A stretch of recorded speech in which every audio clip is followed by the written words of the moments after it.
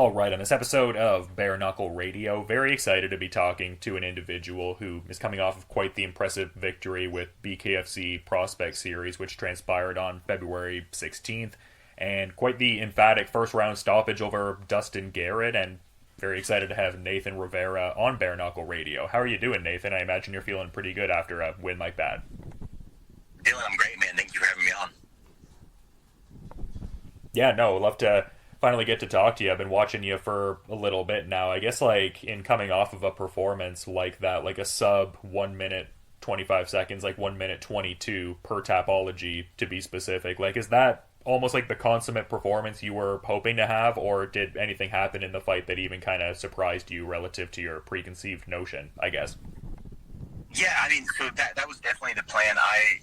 I watched a lot of film, so everything that he did, none of it came as a surprise. You know, me and my team, when it comes to preparing, we take things very seriously. Within the preparation, we saw a lot of holes in his game, and we saw, that's the first thing we do.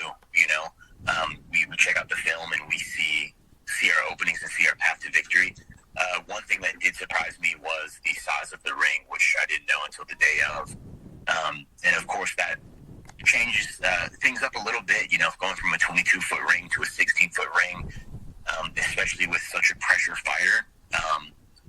But, those were the cards that we were dealt, and luckily our preparation brought us to the victory. Yeah, that's kind of curious. Brandon Shavers was someone I was talking to earlier, and he had actually mentioned a similar thing, like, wow, these are some pretty compact dimensions for the ring. Like, is there something you glean from that kind of experience? Like, is there a preference to maybe fighting in some of the more, like, dimensions related to, like, the numbered events, for lack of a better way to phrase it? Like, I guess what I'm asking ultimately is, did you, I guess, enjoy to a certain extent the more compact dimensions of the ring? Did it lend itself to your style smoothly, or would you have liked maybe a little more room to kind of, like, counter strike and have room to kind of move, etc.? Well, I think it's very dependent on the opponent.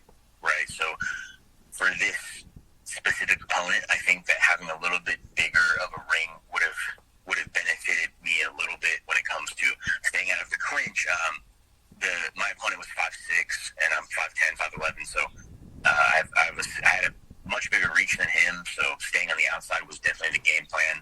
But we anticipated him closing that distance and breaking off that, and that's inevitably what got me the finish was the break off the clinch and throwing my straight punches.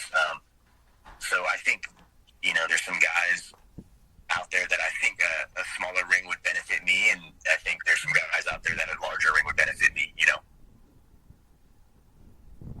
Yeah, no, I mean, that's a fair distinction. I just thought to ask because, like, when I was talking to Shavers, I almost kind of presumed in a certain way, like, oh yeah, like, that's great. It probably allowed you to implement your game plan, like, in as far as, like, closing the distance and landing the strike. But I mean, that is fair too. Like, it also, as much as it's about your style, can be relative to the opponent too.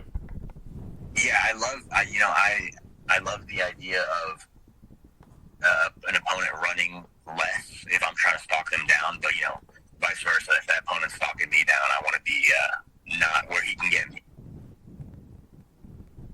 And kind of interesting, like you were talking about the methodology leading into your fights, almost like as if it's like in concert, like both you and your coaches kind of delving into the tape study on your opponents together and stuff like that. Is that kind of like a methodology you've always had? Because I feel like fighters can sometimes vary in that regard. Like, I feel like some get like a base level of tape studying, but mostly focus on what they're individually doing, whereas some just get right into the minutia of like all aspects of what their opponent brings to the table and stuff like that. It's cool you kind of do that like in collaboration with your coaches and whatnot. Yeah, I mean, so my, it's me and my team. We all get together. We watch film. We take notes individually, and then we do it together, and we compare notes. And that's kind of what we do for all of our opponents. My best friend and teammate, and he's always in my corner, Reese Watkins. He's an undefeated 3-0 professional athlete in MMA. He's a rising star, but he doesn't watch film very much. So I agree with you saying it's interesting because he doesn't really watch film. He'll watch like a little bit, and then he's like, all right, cool. And I'm on the opposite end of the spectrum. Like, I'll watch every single bit of film from your first amateur fight to your most recent professional fight. I'll watch all of your training videos. I'll watch everything. If it's out there, I'm going to see it, and I'm going to, you're not really safe if you have some film out there. And me and my coaches are very detailed, and I mean, it's everything, how you react to this or how you step your foot here, or even, walking out, and I'll listen to interviews and I'll try to know my opponent the best I can. And I think that helps me prepare for war. And, that's something that me and my coaches have done. And me and Coach Brantley, since we've been doing this together, we've gone 4-1, and the only loss was a split decision by somebody who missed weight by 6 pounds in MMA. And, it's a winning recipe, so we're not going to switch it up. Yeah, no, for sure. And yeah, I was noticing that and like doing some backgrounding on you. Like I've seen your BKFC fights, but then also seeing like the previous mixed martial arts contests. Like ultimately it's a different sport for sure, but how much does that like familiarity with the clinch and the active infighting really benefit you in your BKFC journey so far? I mean, 2 first-round finishes, so I mean there's something there going on for sure, but like how much is that infighting something that benefits you in the BKFC framework? Just as far as like the clinching and the kind of the quote-unquote dirty boxing? Yeah, just like the active infighting clinch components of their rule set, yeah. Yeah, I've had my first opponent was drastically different than my second opponent. My first opponent was a southpaw. He had the same reach as me. He was as tall as me. My second opponent was shorter than me, stockier, hit harder, and had a whole different game plan. 2 different things. And I didn't really get much clinching in the first one. In the second one, I definitely got a lot. And, I was able to finish the fight on the outside, and then I was able to finish the fight from the clinch. So I like that component because it's not, I feel like you can see a fighter's heart a little bit whenever you get down and dirty and you're in their face, and it's a little bit grimier. I think it's a very cool aspect for the fighters then as well for the fans. Yeah, for sure. And a post that I'd seen after your, first fight there, I mean, it seemed like you were already really looking to, like, assert yourself. Like, I saw you put it out there, like, BKFC featherweight division has a new face. And, I mean, you've really shown a lot of skill in even the 2 fights that I'd already alluded to earlier. Like, what's the, I guess, idea of the trajectory here? Like, you talk about the featherweight division having a new face. I mean, I would parse from that perhaps one day you want to cement yourself as champion of that division. Like, what are you looking at in terms of like the path from here on out and the broader goal? I mean, obviously on the heels of a great win here for sure, but like when I see a statement like that, I guess I'm wondering what that means and to maybe have you expound upon it a bit more. Yeah, absolutely, man. I mean, so of course we have goals and we have these things that we want to get to, and I know that my time will come for the belt, and if that's what God has in store for me, then it'll definitely be mine. And I'll bring it home to the team, you know what I mean? But as far as like the trajectory and me being the face of the 45 division, there's not somebody that can move like me. There's not somebody that can hit like me. There's not a smarter, stronger, faster fighter in the 45 division than me. So, God's opened doors in my life with BKFC, and I got an opportunity for the Orlando show, and I just knew that I needed to, make a lasting impression because I'm there to stay, and I needed to show everybody. And then my second fight, it's every fight is almost like an interview. You're either interviewing to keep the job or you're interviewing to get the job. My first fight was an interview to get the job, and my second fight was an interview to stay. And that's something that Mr. Feldman said in the back, and it really rang true with me. Is that every time you fight, you're representing yourself, you're representing your training and your team, and that's the most important thing. And fortunately for me and my team, there's not one 45er out there that can do it better. And that's a bit of a cool mix that I'm getting even talking to you. Like, there's this individual confidence in your abilities that's grounded from the work you've put into it, but it seems like there's a commensurate shouting out of your team and how much they've really helped you grow. So I feel like that's an important confluence to have in the journey you seem like you're looking to embark on. Yeah, it's definitely something that I would never dream of doing by myself, and I would never dream about doing with anyone else. Coach Brantley sacrifices so much to, he's the MMA coach over at American Top Team Lima. He's fought himself, and he's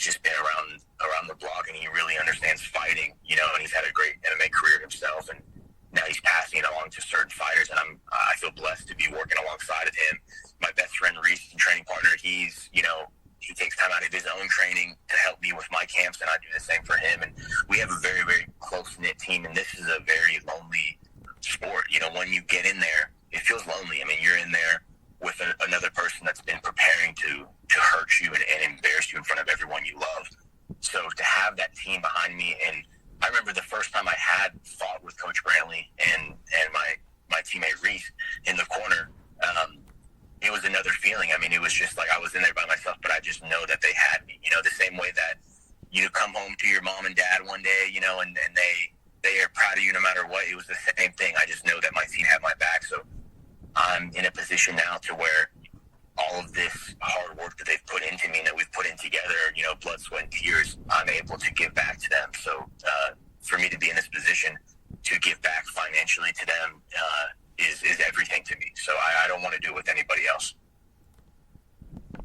And I mean, so many factors here. I mean, just the succinct nature of the performance, and you kind of giving that David Feldman analogy that he'd imparted to you about the job interview. I mean, even in that context, I would think that all these factors could facilitate a somewhat quick turnaround. Again, I kind of almost don't even want to mention some of these things because I want you to enjoy the win. I mean, it was an impressive win over Dustin Garrett, but just to say, it seems like there's a few factors at play where you could potentially have a very active year if you kind of keep in line with the broader trend so far. I mean, all first round KOs across a couple combat sports kind of speaks volumes, I think. Yeah, you know, and that's something that I wanted to portray to Mr. Feldman is that, you know, I'm here, I'm ready to go, and there's no off season for me, you know, and there's no, like right now I'm in the parking lot at the gym, you know what I mean, and I work a 9 to 5, and I train in the evenings every evening. Monday after the gym came, it was sparring day, and my left hand was good, my right hand was a little sore, and I was in there sparring, working on my jab, I was on the treadmill. You know, nothing changes when it comes to, you know, after the fight unless you're injured for me. So for me, I just really needed to let Mr. Feldman know that I'm ready to go, you know, and I'm not, you know, comparison is the thief of joy. You know, when you start comparing yourself to other people, you might feel good until you compare yourself to somebody who's doing a little bit better than you. But as far as active goes with the other 45ers in BKFC, I'd like to keep pretty active. You know, it's been 2 or 3 months and I've had 2 fights, 2 first-round knockouts. I know some of the ranked guys, it's been a really long career to string out 4 or 5 wins, you know, and that's not something that I intend to do. You know, I'm here for a reason. God put me in this position for a reason. That's to show that I'm the best in the 45 division. So if that is a quick, you know, 4 or 5 fights a year, or if that's strung out, I'm willing to you know, take what comes next because the work doesn't slow up. There's no change. The only change is obviously I tighten up the diet because after a win, I definitely like to go and have some cheat meals, you know, every day for about 2 days. And then after that, I'm back on it. But, you know, the work doesn't change, and this is what I love. I'm in love with the process of training with my team, so that won't ever change. Yeah, for sure. And yeah, it just seems like you're in a continually improving position in that certain sense. Like I was seeing an article that kind of referenced a couple of these things. Actually, I think it might have been in your BKFC bio even, just like graduating, you know, out of welding school and getting into that and everything. And then you had the quote about, you know, looking at the idea of maybe one day punching a clock for the last time and everything like that. It seems like you're on a good trajectory to do that. Is that kind of like how you're kind of looking at things too, like maybe even to a degree of being like one of the, you know, big names in a certain sense? Because we talk about like being a fixture in the featherweight division almost in like a competitive hierarchy kind of way. But I mean, it would seem like first round finishes are also conducive to getting that star power and the purses that kind of come with that, I would think. Yeah, you know, and that is something that I can definitely see happening. I never was shooting for it, but I want to facilitate a life that lets me do what I love with the people that I love for as long as I can. And I love training, and I love this lifestyle, and I love doing it with my team, you know, and I want to have time for my loved ones. And if that is what comes with it, then that would be great. And I'm so sorry. What was the original question? Oh, no, you were just talking about, I guess, like, wanting to like, oh, yeah, no worries, just wanting to, like, punch the clock, like, the last time. And, I mean, it seems like one of those things where, like, having a certain level of star power could facilitate having that certain thing. And I was thinking the first round KOs kind of played well into that. Yeah, absolutely. absolutely, man. And then that's another thing is that, like, I love, my boss is, I hope he listens to this, Greg, thank you. But, one day, of course, I would love to quit my 9 to 5 and focus training full time. That has been the goal since I set out on this journey, and that's going to continue to be the goal. Is just to do this full time. You know what I mean? And it's one of those things where when I was interviewing for my last job, just to share a quick story with you, I was interviewing for the job that I have now, and I'm in sales at gas and supply, welding supply sales. I'm in welding supply sales, and I was talking to my boss, and he said, well, you can't fight forever, and, how long is it going to take for you to be the best, the best in the world? And I said, respectfully, sir, I am the best in the world, and I just need to get the right eyes in front of me to see that. And I believe Bare Knuckle is where I'm going to get those eyes, and I'm going to be able to reach people, and they're going to be able to see what I have to bring. So for me, it's a matter of time. It's not a matter of time of like when I'm going to get good enough to be that. Like, I am that. I just need to get the right eyes in front of me and beat the right people for everyone to see. Yeah, and I feel like even in certain regards, that's kind of already happened. Like, I thought it was cool seeing the anecdote about how you'd, like, reached out to Nate Shook and you were like, hey, I'm not trying to come off as disrespectful, but, closed mouths don't get fed. I've got all these first-round knockouts. I think I'd be a good fit for BKFC. So even in that sense, kind of demonstrable to what you said in terms of getting the right eyes on you. Yeah, I was very grateful that those doors got opened and I was able to come show. And that's something, like I said, that's the beauty of this sport and putting yourself up for for everyone to see. You put yourself on this pedestal and you really sacrifice your pride and your ego and all of that stuff, and you're very vulnerable in there, and that's what I love about this sport is you make yourself very vulnerable and putting yourself in a situation.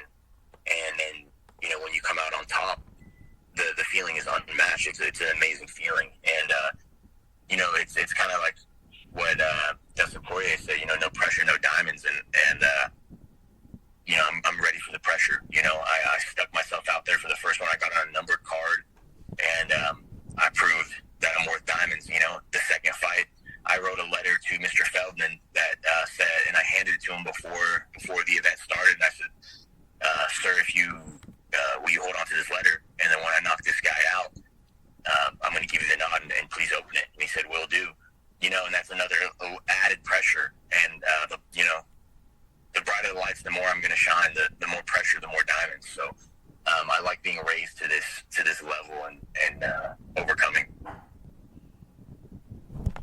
Yeah, I get what you're saying in that certain regard, and something that I also kind of find interesting. Like, I've mentioned a couple times, like, how many first-round knockouts you've been able to get, but a cool excerpt from one of the BKFC website articles that I liked was talking about, or rather was you delving into how you don't, fight with your face. Like, you really have that defensive well-roundedness. So that's kind of a cool notion too, because you think invariably the higher levels you keep getting in BKFC, you'll be faced with more and more resistance, but at the same time it seems like you have a whole host of other tools that we haven't even got to see yet and could conceivably see in those situations. So that's intriguing. Yeah, I definitely I've had a lot of fights, including amateur and professional. I've only had 3 professional fights, and I've had a lot of amateur fights, and I've never been knocked out, and I think that just goes to show that the time that me and my team put into defense is very it's very important, and it's paying off.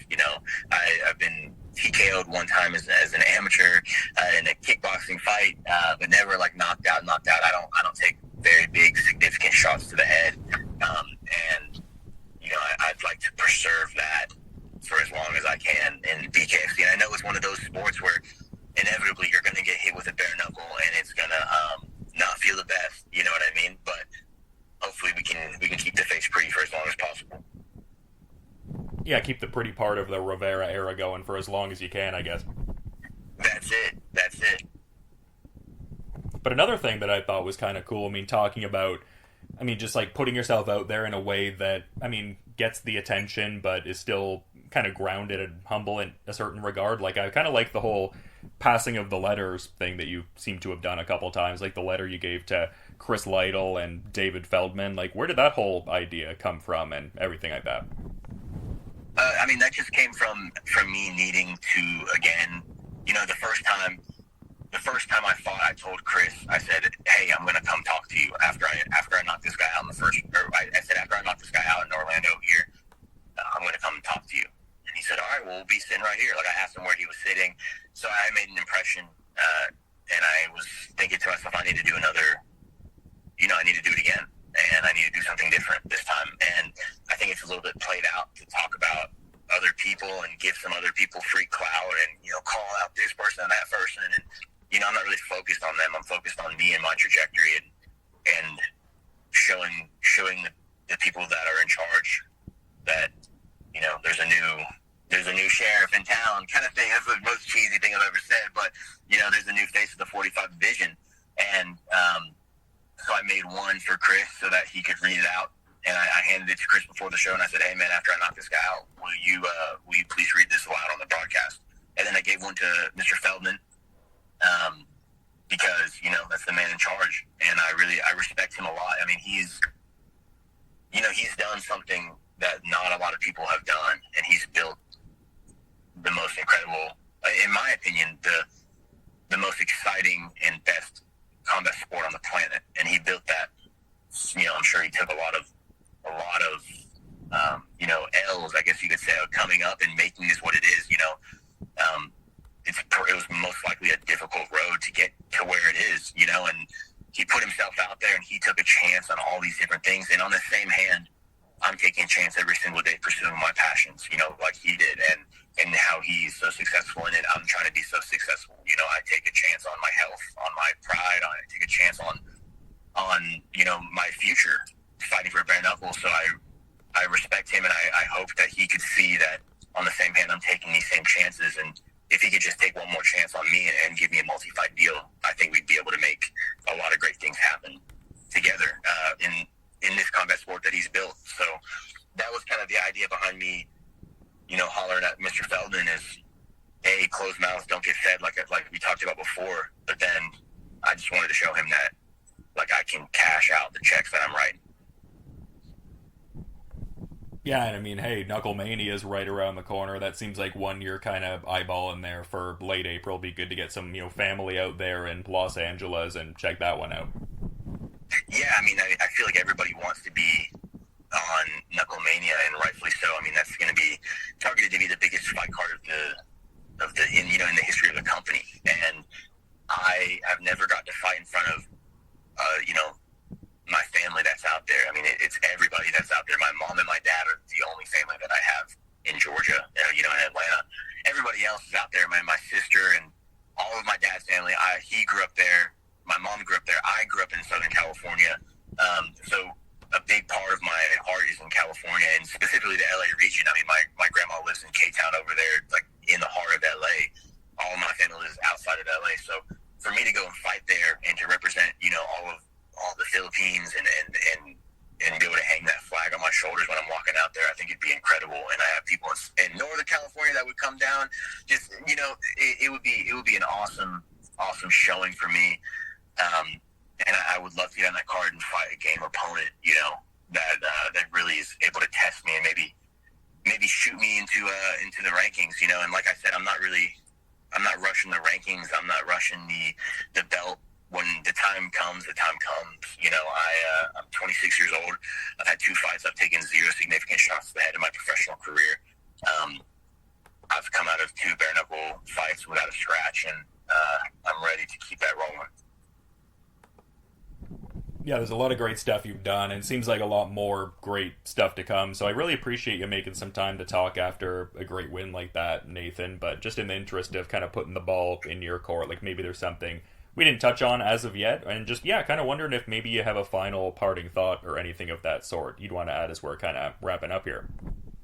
Yeah, man. I mean, I really appreciate the time to interview me and to let me tell a little side of me that, you know, you don't get to see in the ring. I think it's very important, the job that you have to talk to these fighters, because there's a lot more than that 10 minutes can show about what a fighter goes through and their mindset towards the game. So I think I think this is a very, very cool thing that you're doing, and I'm happy to be a part of it. And I guess the lasting thing that I'll leave you with is just that, you know, it's the Rivera era, and it's been the Rivera era. Yeah, that was evident with that 1 minute, 22 second first round finish. And I feel like I've said it a lot, but I mean, bears repeating again, that streak of first round finishes being very popular for you over your career. But yeah, great win over Dustin Garrett there, and just, yeah, awesome win at BKFC Prospect Series there on February 16th. And just really appreciate you coming on Bare Knuckle Radio, Nathan. I'm looking forward to the next fight. Hopefully we can chat before then, but until then, you enjoy the rest of your night and just enjoy the victory overall. Absolutely. And then one last thing I will leave you before I bounce. I do have a lot of first round knockouts, and it's kind of weird because my cardio is one of my greatest tools. So I would love to get to the fifth round at some point in my career and be able to dance on everybody in the fifth round like I do in the gym. So that I will leave you with that.